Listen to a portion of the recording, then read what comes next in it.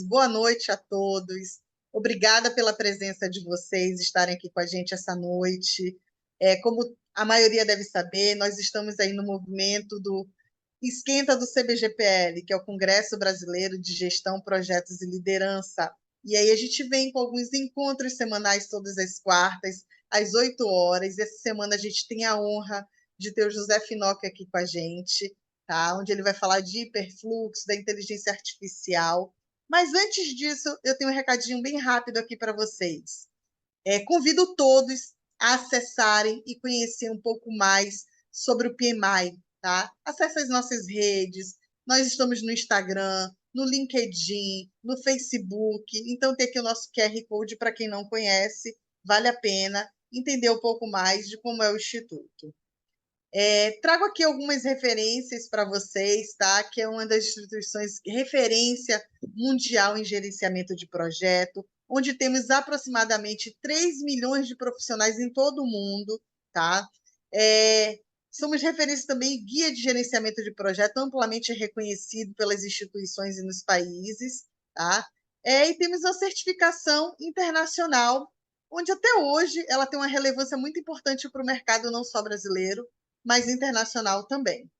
Trago também alguns números para matar a curiosidade, quem sabe trazer vocês para esse universo, para essa comunidade que é tão interessante. Temos mais de 300 capítulos espalhados pelo mundo, são 15 no Brasil, mais de 600 mil afiliados no mundo e mais de 10 mil no Brasil. Voluntários são mais de 10 mil também, então são pessoas que são apaixonados por projeto, gostam de estar atuando, de fazer muito network, então convido quem tiver interesse de se tornar também um voluntário.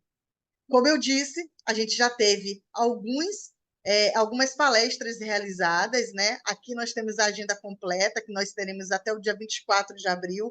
Convido vocês para se inscreverem e participarem das próximas e se inscrever também no CBGPL. Será uma oportunidade única, onde você vai ter mais de 600 profissionais reunidos para trazer temas super relevantes, diversas apresentações, com muito keynote. São profissionais reconhecidos não só no mercado brasileiro, mas também no mercado internacional. Então, convido vocês para fazer parte dessa história, desse evento que acontece uma vez por ano, e nós teremos a honra de realizar no Rio de Janeiro, agora em abril, nos dias 29 e 30. Então, registrem e façam a sua inscrição, 29 e 30 de abril, tá?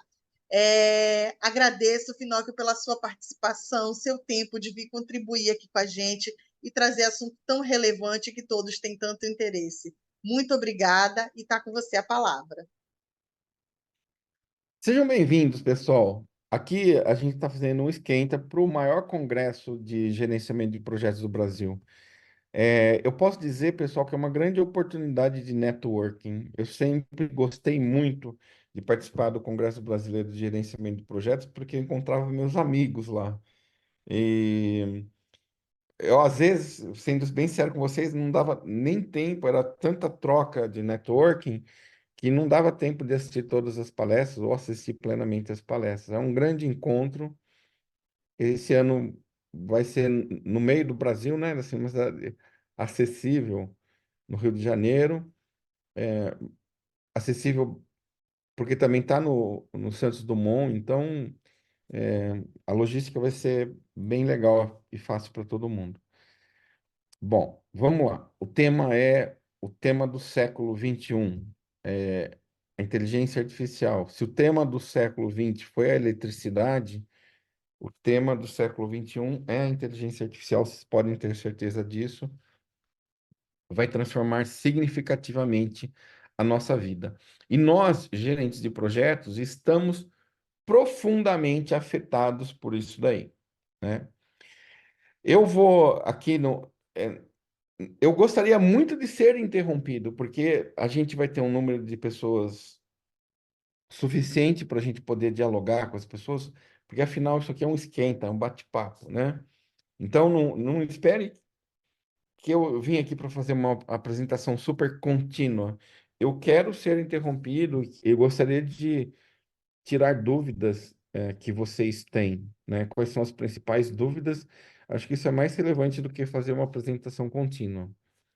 Mas vamos lá, pessoal. Eu estou trabalhando atualmente fui contratado pela Deloitte nessa área de inteligência artificial de projetos, e a Deloitte está se preparando para ter uma metodologia de gerenciamento de projetos para quando a inteligência artificial ela é total, ela é pervasiva, ela está em todos os lugares. Todos os gerentes de projetos têm acesso a ferramentas de inteligência artificial, todas as empresas têm acesso a isso.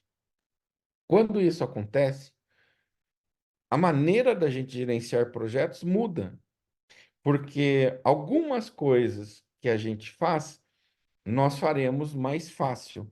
Por exemplo, elaborar planos e que a gente tem que detalhar as premissas, a gente tem que detalhar as restrições, nós teremos um facilitador na inteligência artificial, não vai ser tão braçal quanto era. Aquele negócio de apontar o lançamento de projetos, você entrar no project, atualizar a sua atividade, isso aí não vai existir mais. Porque o computador, né, a inteligência artificial fará isso por você. Ela entende imagem, ela entende transcrição de voz, ela entende lançamentos contábeis, ela entende movimentos no SAP, ela entende notas fiscais, ela entende fotografia de documento. Tudo isso que eu estou falando para você já acontece, entende a linguagem natural, entende o que as pessoas estão debatendo numa reunião, elas entendem o que nós estamos conversando num grupo de WhatsApp. Então, não será mais necessário atualizar o progresso do projeto. O que acontece nessa situação de estado que eu falei para vocês, onde planejar mais robustamente é mais fácil e você tem uma atualização em tempo real dos projetos. O que acontece é o que a gente chama de hiperfluxo. Nós demos esse nome temporário de hiperfluxo porque você imagina que um projeto, assim como um processo, uma cadeia de valor, é como um pipeline fluindo valor, né? É, uma equipe passa deliverables para outra equipe. À medida que você recebe deliverables, você vai somando valor nesses deliverables, entregando deliverables de maior valor agregado numa cadeia, numa sequência, num value stream. Ou, usando a terminologia do PMBOK 7, Value Delivery System. O que é um conjunto de projetos, um portfólio? É um Value Delivery System. O que a AI faz nesse Value Delivery System? Ela aumenta a vazão, né? Se o cano que trafegava valor era desse tamanho, a AI faz assim, ó, vai trafegar mais na unidade de tempo, vai trafegar mais valor na unidade de tempo. Como que a AI vai conseguir fazer isso?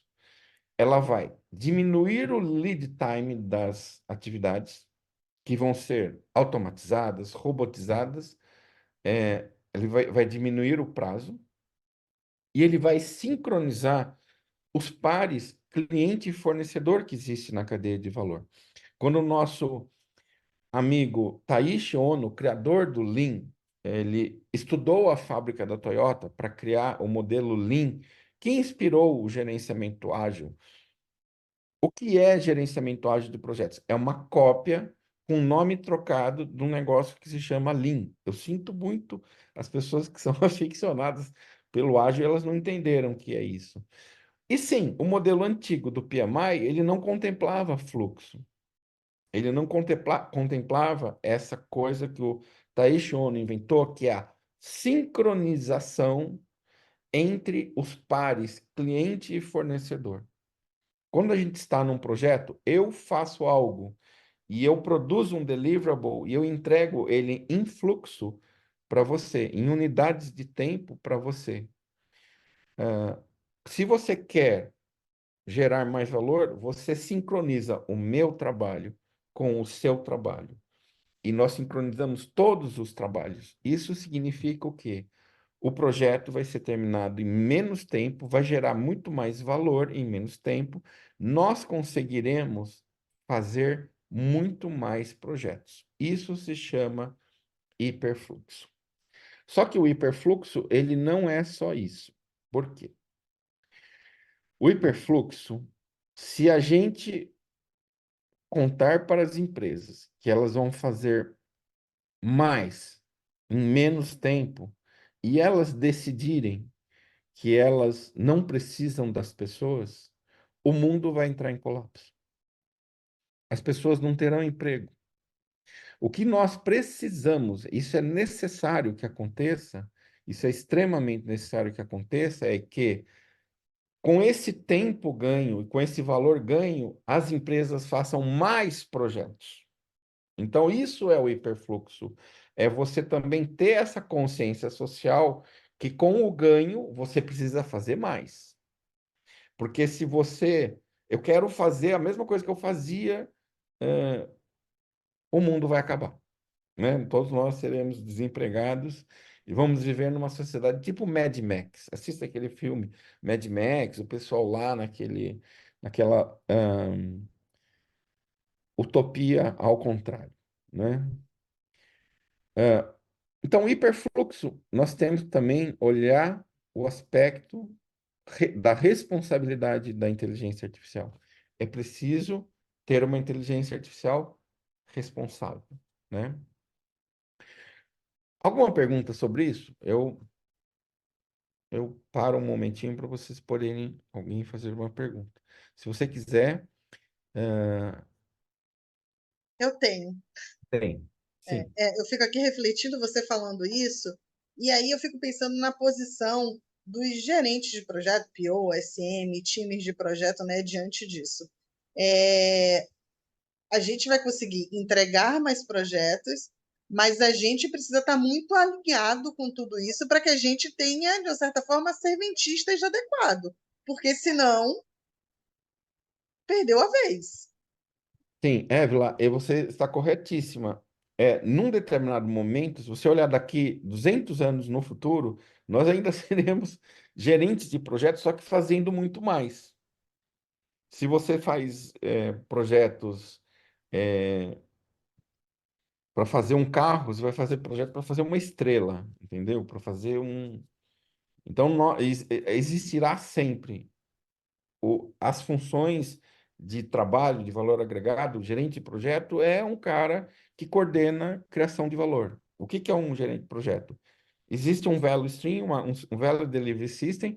Ele pode estar aqui, pode estar daqui a 50 anos, pode estar aqui 200 anos, ele vai continuar coordenando um value delivery system. Só que cada vez maior, com muito mais automação, né? O Value Delivery System hoje é para fazer, sei lá, uma carroça, ele vai ser para fazer uma plataforma espacial em pouquíssimo. Uhum. Isso estendendo a capacidade. Isso se der certo, porque existe também o risco da transição. Vamos reconhecer que Sim. vamos reconhecer que o mundo tem um bocado de gente sem formação, sem educação. E se a gente fizer isso de uma maneira abrupta, a gente não considerar a geração de valor, a distribuição de valor, isso eu não estou falando uma coisa comunista, é um fato, né?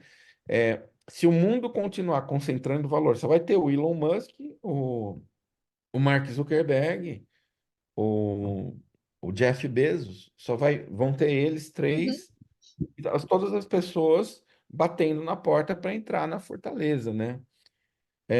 Então, é a graduação que a gente faz isso. Se a gente não fizer com uma graduação necessária e com essas preocupações da responsabilidade, de fato vai ser uma transição difícil.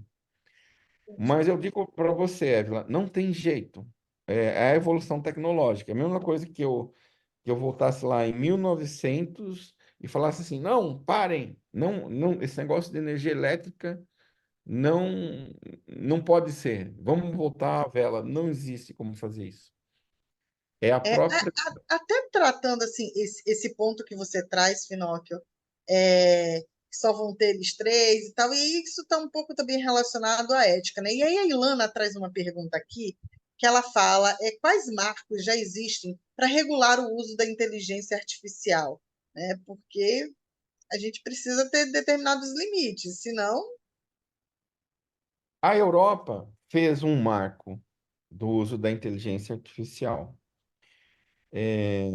O Brasil, ele ensaiou a semana passada uma regulação da inteligência artificial muito em vista das eleições que se aproximam. Mas eles não conseguiram, na lei, descrever exatamente a inteligência artificial aqui no Brasil. Porque eles, por exemplo, falaram uma coisa que já é óbvio. Você não pode produzir vídeos falsos de candidatos políticos. Por exemplo, não pode pegar os seus oponentes políticos e pôr eles num vídeo escandaloso, falso. Isso já não podia sem a inteligência artificial. Então, o que a gente percebe nos nossos governantes é o desconhecimento. Eles estão muito mal treinados em inteligência artificial, do que é, e eles não conseguem, de fato, legislar sobre isso. Por exemplo, a inteligência artificial ela tem um poder enorme de contar histórias e criar narrativas. Você imagina que desde lá da Segunda Guerra Mundial, onde existia uma guerra de propaganda, foram se desenvolvendo técnicas de propaganda e de narrativas, e que elas foram se aprimorando. No auge da Guerra Fria, nos anos 60, se aprimoraram ao extremo isso e continuaram evoluindo. A inteligência artificial ela pegou tudo isso. Então, mais do que qualquer coisa, a inteligência artificial ela sabe contar histórias que convencem. Isso, por exemplo, na lei brasileira, eles não pegaram, eles não têm esse conhecimento do poder narrativo da inteligência artificial. Por exemplo, a inteligência artificial ela consegue já há bastante tempo entrar em todas as publicações sociais, entender quais arquétipos junguianos comandam a sua ideia e mudar a sua opinião para qualquer coisa. Fazer um vetor contrário àquilo que você pensa, mudando os seus ponteiros. E ela consegue fazer mano a mano, pessoa a pessoa. Ela tem esse poder hoje. Esse é um poder de manipulação. Não fazer um vídeo fake. Fazer um vídeo fake é uma coisa não muito inteligente, né? E aí, Finóquio, trazendo aqui para a nossa realidade, né, que a gente tá falando aqui profissionais da área de projeto, é óbvio que todas essas questões éticas impactam muito na nossa vida também como cidadão.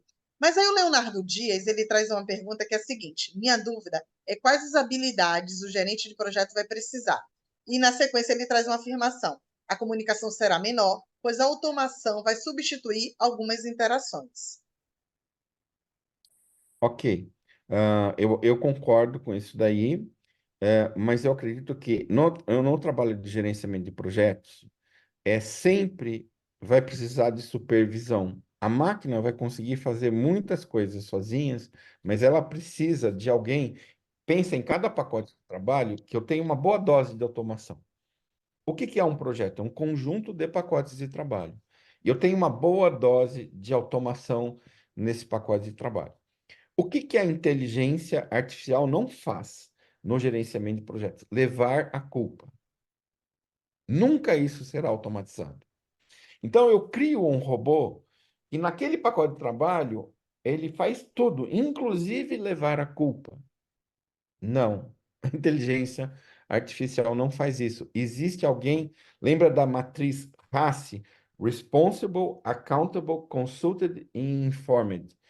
Quem é o accountable? Quem leva a culpa é quem executa, é o dono do pacote de trabalho. E quem leva a culpa para o projeto nunca será a inteligência artificial, vai ser sempre o infeliz de um gerente de projeto, né? Então, o accountability ele não está nem sequer em sonho pensando em automatizar. Os accountabilities dos work packages não estão em voga para automatização. Então, vai haver trabalho sempre para nós. Porque nós que vamos validar, né? Quem em sã consciência vai pensar, deixar uma máquina que pensa de cabeça. O chat GPT não é que ele psicotiza, ele pensa de cabeça. Então imagina que eu estou te fazendo, você tem um dia de trabalho, está cansado, e você só pode contar com o único recurso, o seu cérebro. Você, ao longo desse dia, vai dizer várias coisas erradas. porque você está fazendo de cabeça. O chat GPT é isso, ele resolve as coisas de cabeça. Quem vai deixar uma máquina que faz as coisas de cabeça fazer todo o trabalho sem verificação? Ninguém. Ninguém, porque é crítico. Imagina que eu estou construindo uma ponte. Essa ponte, durante a construção, ela pode cair, ela pode afundar, ela pode cair durante o funcionamento, durante a realização de um pacote de trabalho, o guindaste pode cair. Então, a accountability nunca será automatizada. Mas o braçal, bastante automatizado, a ponto da gente precisar fazer mais coisas. A gente vai ter que pôr mais coisa no nosso volume, porque o braçal, ele vai ser automatizado. A gente vai ter que pôr mais coisas nos nossos fluxos. Aí, pessoal, mais perguntas? Temos mais. A Ana Vidigal, ela pergunta: você acredita que com o avanço da inteligência artificial, as entregas humanas terão menos significados? E nesse cenário, o que distinguirá o conhecimento próprio da inteligência artificial? É uma boa pergunta, né? Olha, vou te responder com uma seguinte brincadeira, né? A inteligência artificial, ela trouxe para a neurociência e para o conhecimento do próprio cérebro humano. A inteligência artificial, ela foi uma simulação do cérebro humano que deu certo. Lá nos anos 50, né, 1956, os cientistas acreditavam que o cérebro humano funcionava de uma determinada maneira. E eles chutaram essa maneira, e essa maneira é uma maneira relacional. Você vai aprendendo coisas e à medida que você aprende novas coisas, você aprende por relação, por relacionamento. Tudo que você aprende no cérebro humano são por relações. Então, você tem, modo de dizer, um neurônio que ele se comunica com vários outros neurônios. Ele tem relação com os outros neurônios. Essas relações, elas possuem peso, né? Por exemplo, existe vamos dizer que um neurônio, um conjunto de neurônios que fala assim, comida. Existe um conjunto de neurônios que fala cheiro de comida. Você, à medida que você evoluiu, você aprendeu que essas duas coisas, cheiro de comida e comida, estavam relacionadas. Então, você pode inferir que ah, cheiro de comida leva a comida, fazer uma inferência. Mas, às vezes, você pode se enganar, né? Nem sempre o cheiro de comida quer dizer que tem comida. Ah, o ser humano faz essas inferências, essas relações. O nosso cérebro, ele tem uma capacidade de guardar quantas relações dessas? 100 trilhões. É o conectoma humano, 100 trilhões de relações. É fixo. O rato, ele tem, sei lá, 10 trilhões de conexões. O gato, ele tem 30, o cachorro 40, 50, e o cérebro humano tem 100 trilhões de conexões que ele consegue guardar. O elefante tem mais conexões que o ser humano, mas ninguém provou ainda que o elefante é mais inteligente que o ser humano. Ele pode ser. O elefante não tem cartão de crédito, não tem que pagar boleto. Ninguém também provou que o elefante é mais burro que o ser humano. Mas está bastante relacionado à nossa capacidade, esse número de conexões. Quando eles criaram uma máquina, a máquina começou a imitar. Eles imitaram com 1 milhão, 2 milhões, 3 milhões, 1,7 trilhões é o que tem o ChatGPT 4. Então, a pergunta que a Ana fez, a Ana, né, que fez, como que eu vou distinguir aquilo que um ser humano fez daquilo que uma máquina fez? Bom, eu acho que a gente não vai conseguir distinguir. Nós não vamos distinguir. A gente vai ter que aceitar. A gente vai ter que, vamos dizer, estou pensando todos os cenários positivos. nós vamos aceitar. Como hoje eu aceito que um carro anda mais rápido do que eu aceito que um avião anda mais rápido do que eu. Em determinados trabalhos, a máquina, ou muitos deles, a máquina vai ser mais rápida do que eu. Então, eu não vou conseguir distinguir. Eu não vou conseguir distinguir. Inclusive, ela pode ser melhor, e ela potencialmente será melhor, e eu não vou conseguir distinguir. Ainda assim, acredita-se que é preciso ter um humano no looping pela responsabilidade, porque as máquinas não assumirão culpa. O que quer que dê errado, e dar errado é tão simples, pessoal, né? Eu fui instalar o ar-condicionado no meu prédio. Eu sou super cuidadoso. O ar-condicionado tem que ficar para fora. E o síndico falou, Finóquio, você tem que pegar uma empresa que seja validada pelo CREA. Não, peguei, tudo bem, né? Morrendo de medo, já pensou se o troço cai, né? Meu, na hora que chegou o cara para fazer o serviço, com todas as licenças, com todos os alvarás, eu vi o risco na minha frente. Eu vi a fragilidade das pessoas fazendo o trabalho. E na frente do meu prédio, também eu olho todo dia tem uma construção. Eu falei, meu Deus, o cara não vai fazer isso. Ele pega uma viga e passa para o cara do andar de baixo, segurando, né? Com todas as coisas, com todas as proteções, uma construtora super boa. Então, o risco sempre existe. Então, eu acho que nós estamos muito longe da máquina assumir esses riscos. Ela vai conseguir fazer o que a gente faz, mas ela não vai conseguir assumir riscos. Então, é nessa que eu acho que nós, gerentes de projetos, estamos garantidos. A gente tem que criar uma rede que o trabalho seja feito. Ponto. Ele vai ser grandemente feito por máquinas. Nós estamos num ponto aqui no Brasil que é o seguinte: minha avaliação da inteligência artificial. As empresas são muito desconfiadas no Brasil.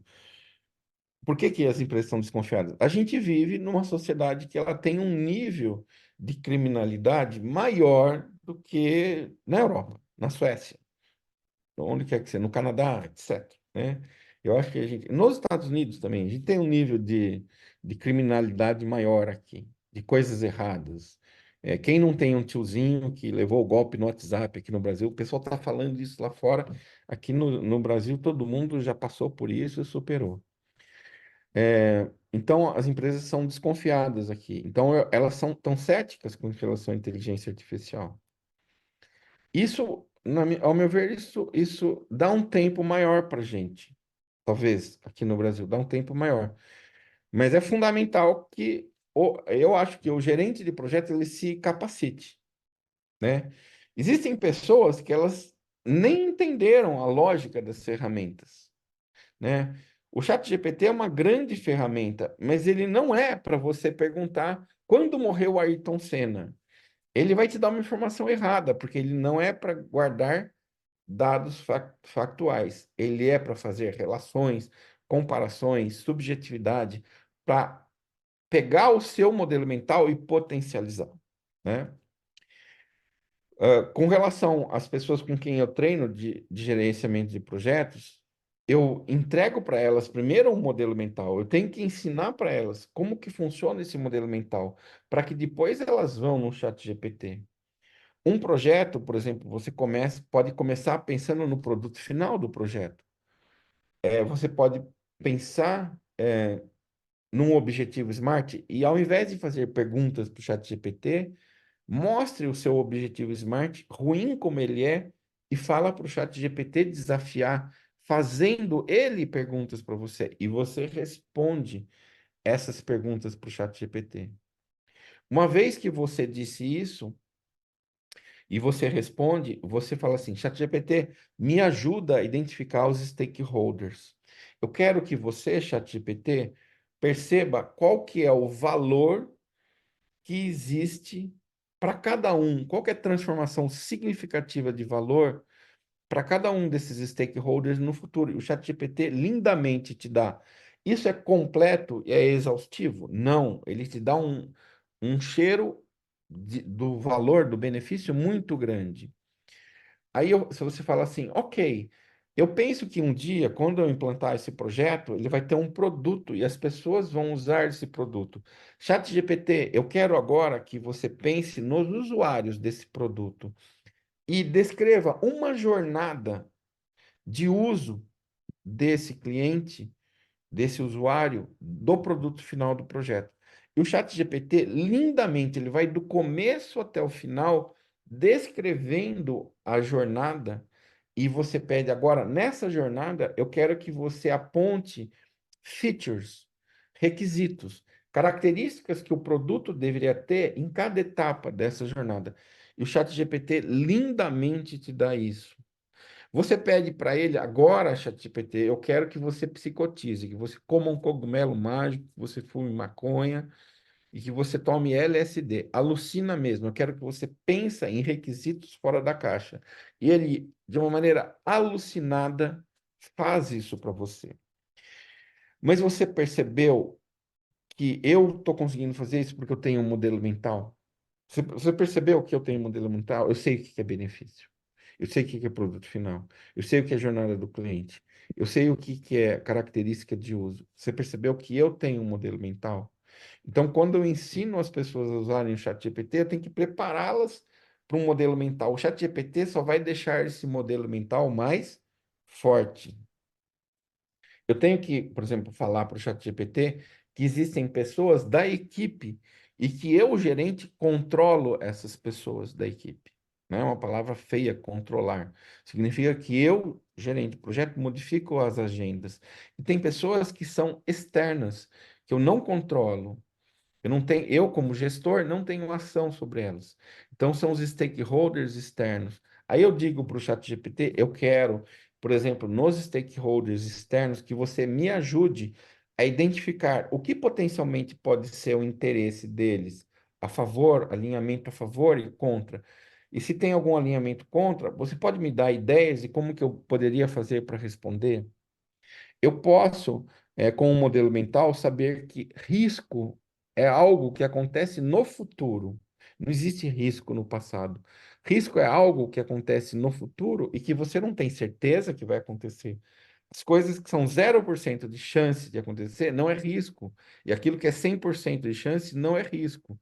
Sabendo disso, eu quero, ChatGPT, que você olhe para o futuro e veja, me ajude a fazer um brainstorming do que pode acontecer.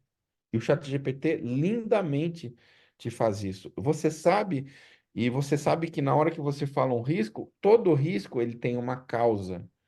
E todo risco ele tem um efeito para frente. Ele tem uma probabilidade e ele tem um impacto. Agora, sabendo que o risco tem tudo isso, eu quero que você, ChatGPT, me ajude nisso.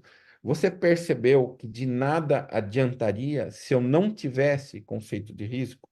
Se eu não soubesse que risco é algo no futuro, risco tem uma probabilidade, risco tem um impacto, risco tem uma causa, tem uma consequência, ele tem uma possível resposta, nada disso adiantaria se eu, no meu modelo mental, não tivesse essa ciência. Quando eu vou para o chat GPT estica a minha potência, ele potencializa. A minha força, que era um, ela vira 10, né? Mas eu tenho que ter o meu um de força. Se eu não tiver o um, ele não vira nada. 0 × 10 é zero, né? Então, eu vejo muitas pessoas que são meus amigos, são professores, são inteligentes, e falam assim: nossa, eu entro nesse chat GPT, ele só psicotiza, só faz coisa errada. E eu falo assim: eu sinto muito, meu amigo. Sabe o que acontece? Você não sabe usar.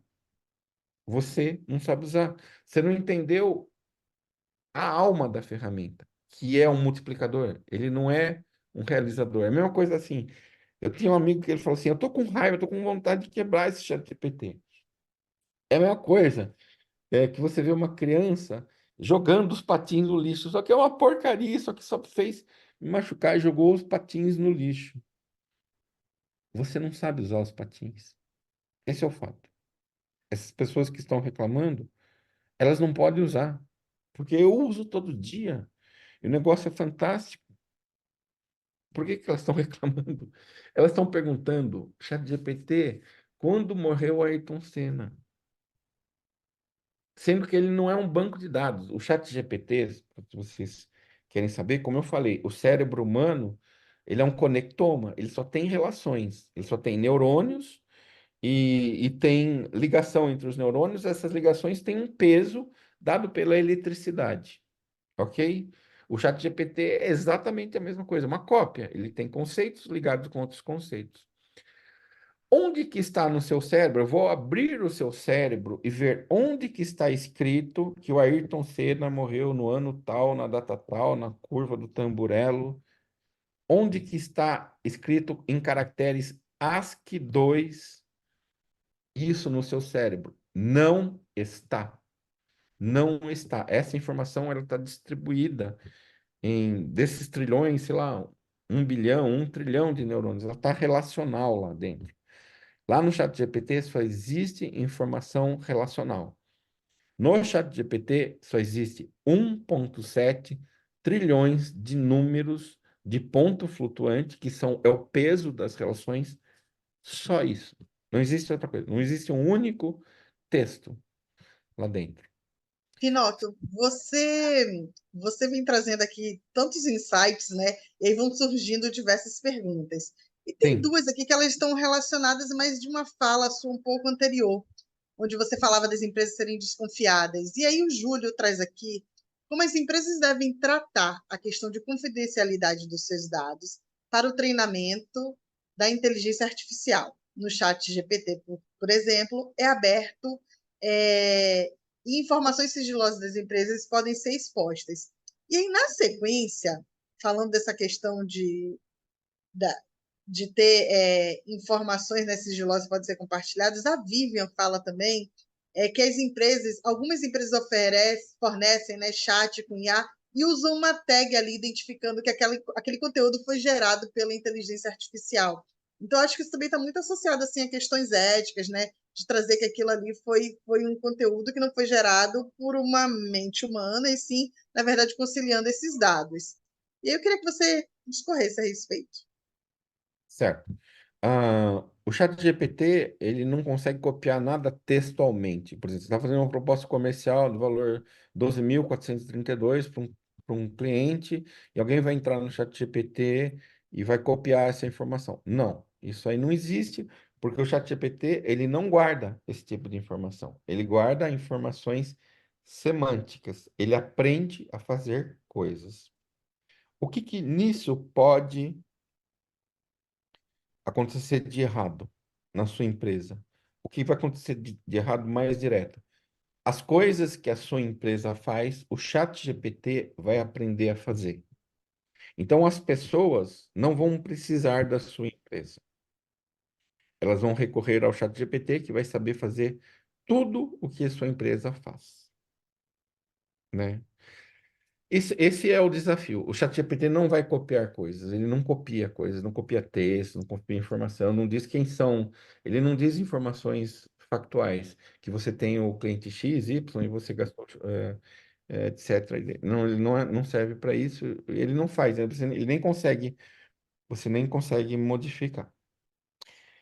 O que que as empresas fizeram prontamente nos Estados Unidos para lidar com isso? Mas, ó, pensa que eu te falei que existe o risco. O risco é o ChatGPT aprender o que a sua empresa faz e ela se transformar em inútil. Esse risco, ele existe. Completamente inútil. Porque o que a sua empresa faz, o ChatGPT faz. Vou dar um exemplo. Uma pessoa está aqui, eu estou num hotel, tem uma pessoa que é agente de turismo. E ela vivia reclamando que as pessoas faziam 0800 para ela fazer roteiros de turismo que ela cobrava da maioria das pessoas para fazer. O ChatGPT faz por você. Ele aprendeu a fazer. Ah, mas o ChatGPT não faz tão bom. Não, ele não faz tão bom. Ele faz 10 vezes melhor do que ela. Então, esse é o risco da sua empresa. Ele aprender. Ele aprender. E você não consegue segurar se ele já aprendeu. A gente não sabe se ele já não aprendeu. Porque quando a gente tem a OpenAI, eu vi a declaração de todos os várias pessoas que lá, eles falam assim: nós estamos trabalhando numa coisa que vai chocar o mundo. Todo mundo na OpenAI está falando isso. O que a gente mostrou do ChatGPT 4 é 10%. A gente está trabalhando numa coisa que vai chocar o mundo, então todo dia eu penso nos meus filhos, penso o que vai acontecer, penso o que vai acontecer com as pessoas quando a gente mostrar o que a gente de fato está trabalhando. Eles falam isso, estão falando isso. Eles se põem nesse dilema, eles ficam pensando o que vai acontecer, porque eles não mostraram o que tem. O que eles mostraram para nós foi um tiquinho. As empresas no Brasil, elas estão mais céticas. Existe um negócio que as empresas estão fazendo nos Estados Unidos, que é o RAG, Retrieval Augmented Generation. Isso afeta bastante o gerenciamento de projetos. Eu trabalho numa empresa, por exemplo, que nem a Deloitte. Imagina o quanto de conhecimento a Deloitte não tem nos seus documentos, nos seus Words, Excel, PowerPoints, tudo que está na rede. Isso daí não está dentro do chat GPT. Então, quanto que vale? A Deloitte tem 500 mil funcionários no mundo. É a maior empresa de consultoria. Então, fez projeto de tudo quanto é tipo. Tem muito capital intelectual. Já pensou se isso da Deloitte tivesse no chat GPT? No more Deloitte, não precisa mais da Deloitte, mas não está, né?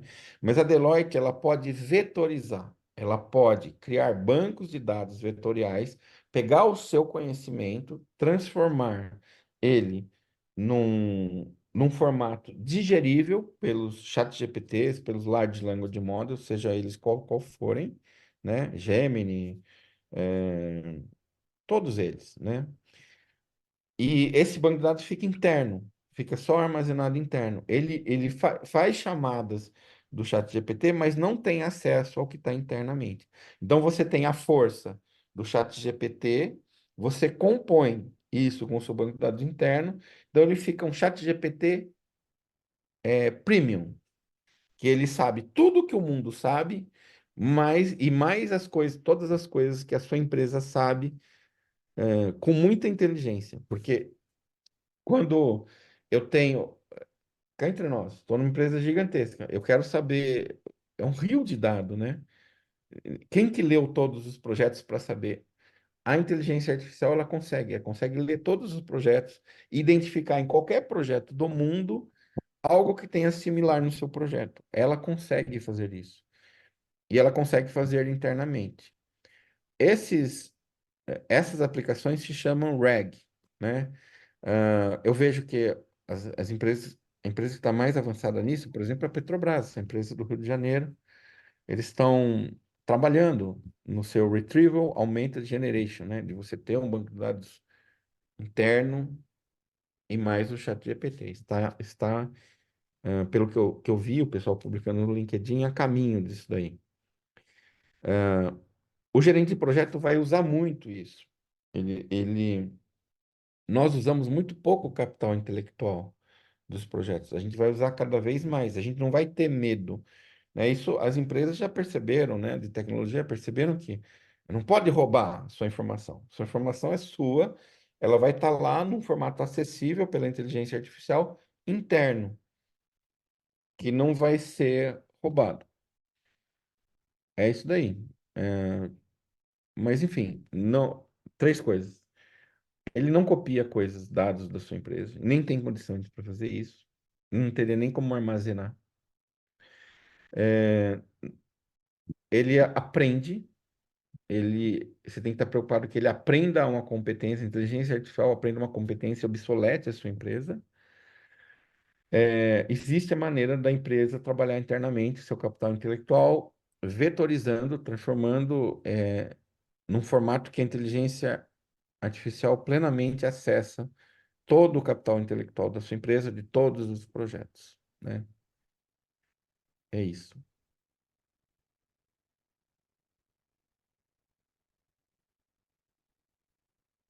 Alguma pergunta que queriam colocar?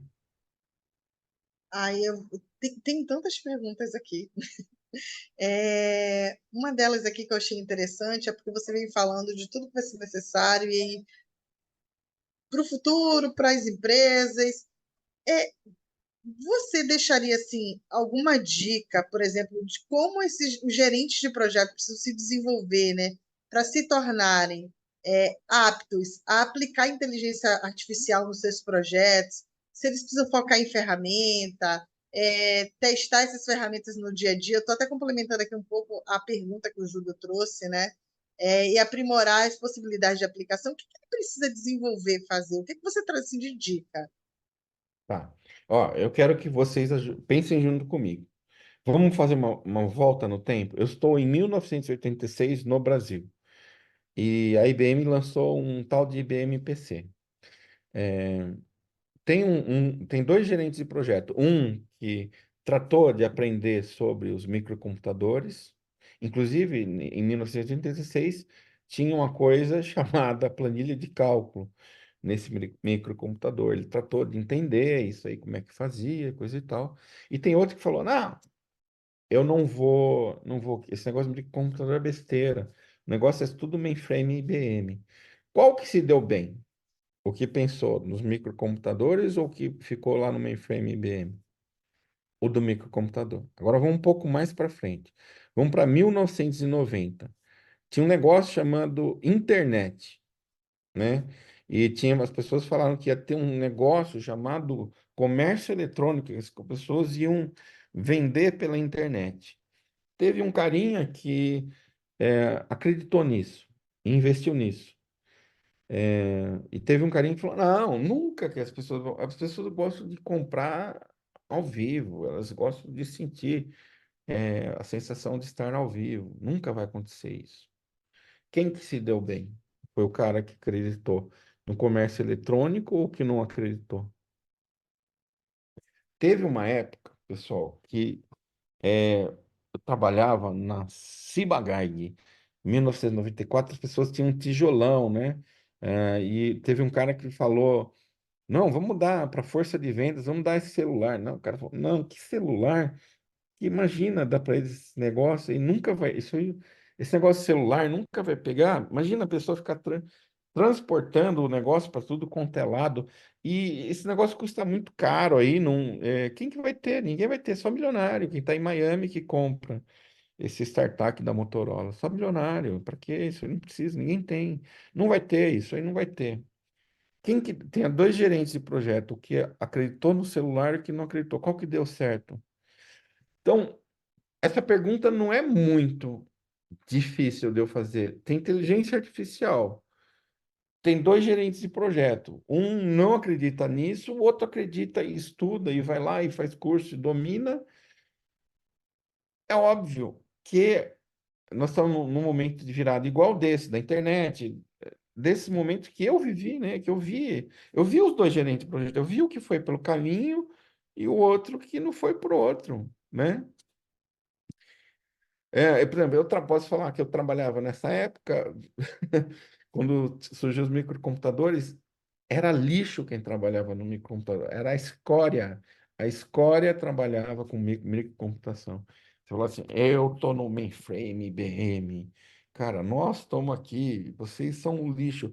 Os lixos abriram empresa e ficaram ricos e milionários. E o cara que falava assim: eu sou mainframe IBM, virou aposentado fazendo programa em COBOL para ganhar muito pouco, coitado. Então, não tem dúvida disso que você tem que aprender. Você tem que aprender. Você tem que mergulhar. Se você está achando ruim, é porque você não sabe usar. É que nem, tem esse troço chamado bicicleta. Um troço ruim, eu subo na bicicleta, a bicicleta cai. Eu viro o guidão, ele vai para o outro lado, eu caio. É um troço ruim pra caramba esse troço chamado bicicleta. É ruim porque você não sabe usar, você não sabe andar de bicicleta. Então, para você não tem dúvida, você não tem nem que perguntar. É, vai nessa.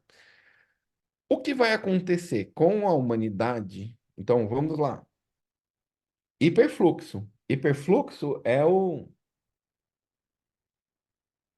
lado certo, né? Que deu tudo certo. Nós estamos todo mundo feliz e temos abundância. E qual que é o lado errado? É o Mad Max. É o Mad Max.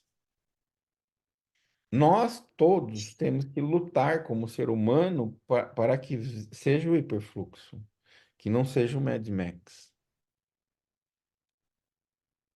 Agora, você individualmente, o que que você pode fazer? Individualmente é salvar a sua pele.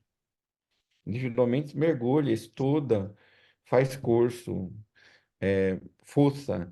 Você está querendo economizar. Ó, vem cá. Você está querendo economizar US$ 20 por mês. Sendo que você paga a escola dos barrigudinhos. Quanto está a escola do barrigudinho? Está muito mais do que US$ 20, né? Quem paga a escola do barrigudinho é você. E se você não gastar esses US$ 20 por mês, daqui a 3 anos você não vai ter dinheiro para pagar a escola do barrigudinho. É isso, né? Então você tem que investir. Não é o momento de você regular o acesso. Ô, mas minha empresa, o pessoal tá. Deixa o pessoal da sua empresa pensar. Compra lá o seu, garante o seu, faz o seu. Enquanto eles estão lá elucubrando se vai fazer ou não, você já está na frente, né? É isso que eu digo para os gerentes de projeto. Eu tenho feito uma oficina aqui de gerenciamento de projetos. Em janeiro, começou em janeiro do ano passado, o ChatGPT foi lançado em dezembro. Em janeiro já tinha uma oficina. Quem me ensinou mais? Onde que eu aprendi tudo isso? Os meus alunos me ensinaram. Cada oficina que eu fazia e cobrava para o pessoal fazer, não dou oficina de graça, eu cobrava, os alunos me ensinavam.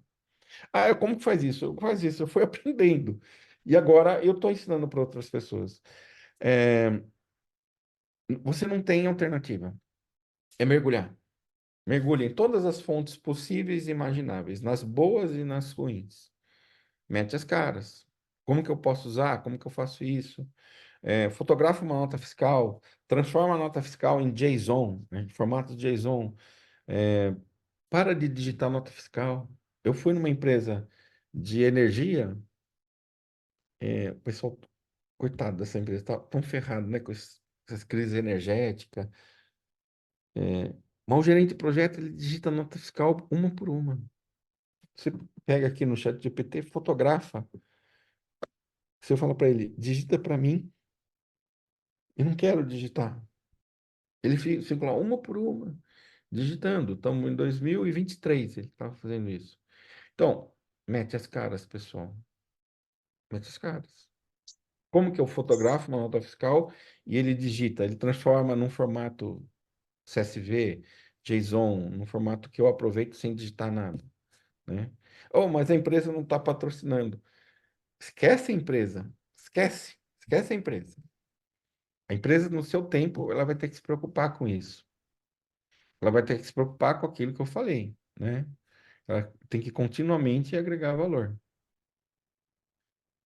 Nossa, que interessante.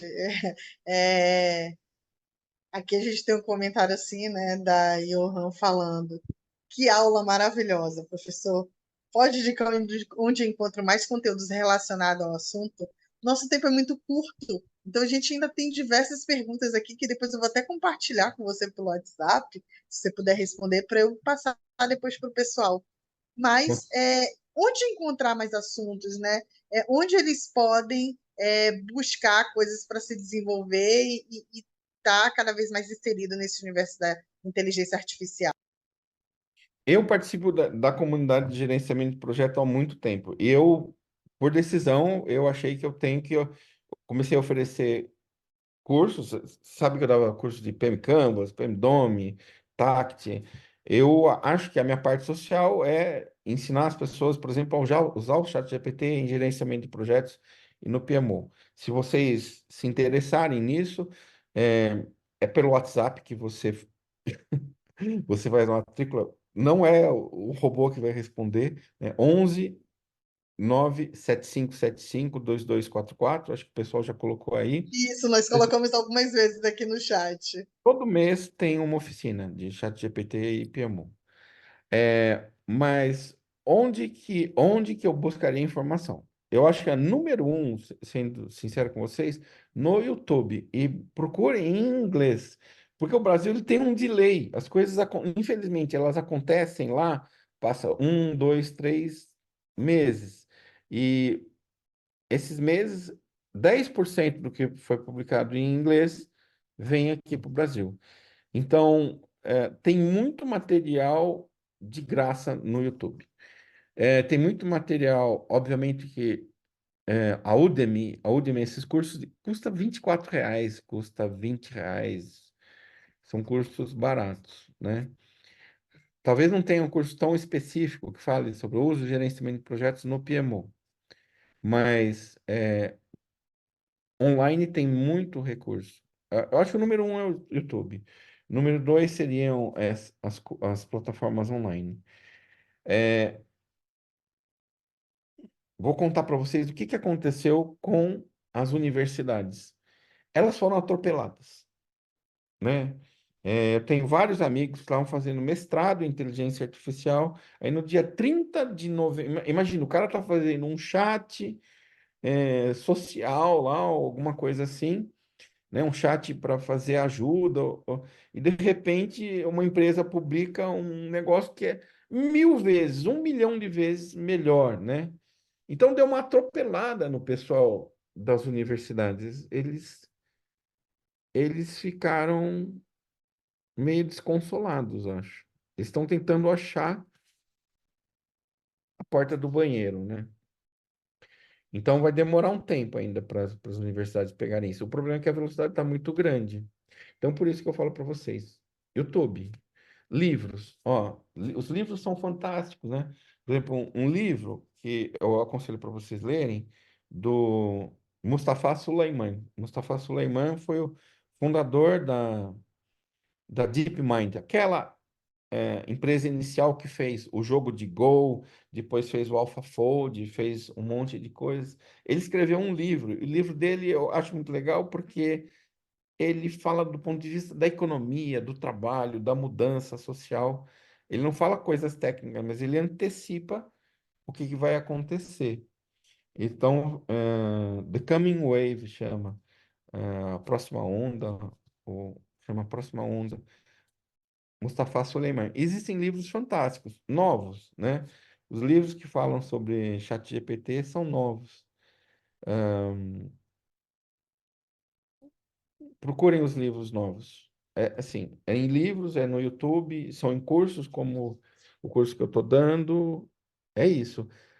Vai demorar um pouco para você ter nas aulas de MBA isso daí, né? Não, pegou a universidade meio de calça curta, É, né? Demorar com um tempo. certeza. A gente está chegando ao fim, né? Infelizmente, o nosso tempo é bem curto e o assunto a gente pode ir desbaravando ele dias afora, né, Finóquio? Pessoal, eu Sim. quero convidar vocês para vocês preencherem o formulário de avaliação de reação e receber o certificado para ter acesso ao PDU. Convidá-los também para acessar o site do CBGPL, façam sua inscrição, participe do evento, tá? A gente está com muitas perguntas que eu vou consolidar, Por exemplo, vou qual a passar. melhor ferramenta de LLM? Eu tenho a minha opinião.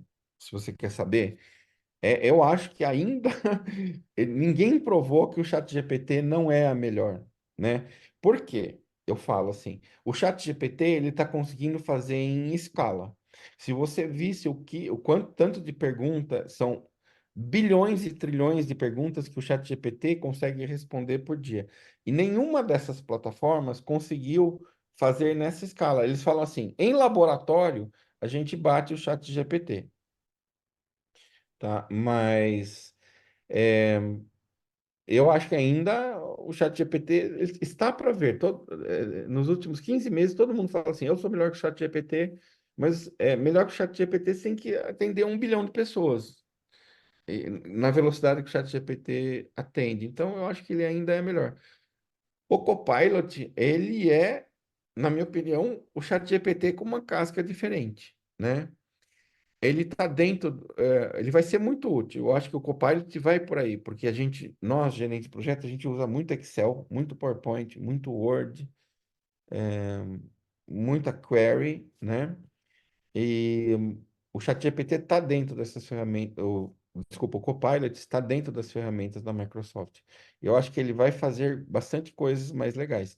Mas não tem hoje uma coisa que o Copilot faz e o ChatGPT não faz. Não tem, né? Então, meu voto vai para o ChatGPT. Eu queria também falar, eu trairia meus amigos, né? Vou contar uma história para vocês. Eu estava no LinkedIn, aí eu falei assim: o Brasil tá ferrado, o Brasil nunca vai conseguir fazer um LLM, nós não temos GPU, essa máquina é só a NVIDIA que tem. Aí um garoto falou lá: ô Finóquio, eu fiz. Eu e o meu irmão, a gente fez um LLM. Ah, meu, quantos parâmetros tem? 1,7 trilhões, né? Você está de sacanagem. E eu desacreditei ele, mas ele me mostrou. Eles fizeram. Esses dois brasileiros criaram um LLM brasileiro totalmente diferente, com conceitos totalmente diferentes. Não faz, por exemplo, o central que o ChatGPT faz, backpropagation. Esses brasileiros que estão no começo, a gente tem que ajudar eles, né? O brasileiro, normalmente, quando tem um brasileiro, ao invés de ajudar, os caras descem o cacete, quer que o cara supera a Microsoft, né? Sendo uma empresa de Ribeirão Preto, né? Se chama Sapiens, o Sapiens LLM. Então, vale muito a pena vocês testarem, darem uma força para o brasileiro, né? Ele tem os mesmos defeitos também dos LLMs que tem lá, mas também tem muitas das vantagens e tem muitas coisas que ele faz e o ChatGPT não faz, né? A gente tem que ajudar os brasileiros. Então, se eu falar qual que é o melhor, ChatGPT da OpenAI e eu falaria o nosso irmão brasileiro, Sapiens, que ele faz bastante coisa fantástica. Se vocês puderem conhecer, conheçam. Legal. Gente, chegou ao fim, né? Deu o nosso horário. Finóquio, eu quero agradecer imensamente a sua participação, a contribuição que você trouxe aqui para todo mundo que está assistindo, e ainda para quem vai assistir depois, porque vai ficar gravado, nós vamos colocar no site do CBGPL e no YouTube. Foi uma honra te ter aqui, foi muito legal. Voou! O tempo passou super rápido. Obrigada mesmo, e espero que a gente se veja muito em breve. Obrigado. Tamo junto. Obrigada, pessoal. Uma boa noite para todos. E não esqueçam de preencher o Forms para ter acesso ao seu certificado com PDU. Ok? Espero vocês, encontro com vocês no CBGPL. Tchau, tchau.